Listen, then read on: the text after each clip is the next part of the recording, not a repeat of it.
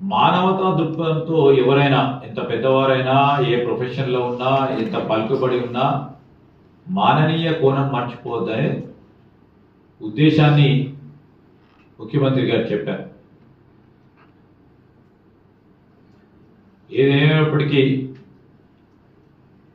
మరి ఏదైతే ఫిలిం ఇండస్ట్రీకి సంబంధించి వారు ప్రస్తావన చేశారో ఇండస్ట్రీ కూడా మాకు ముఖ్యం.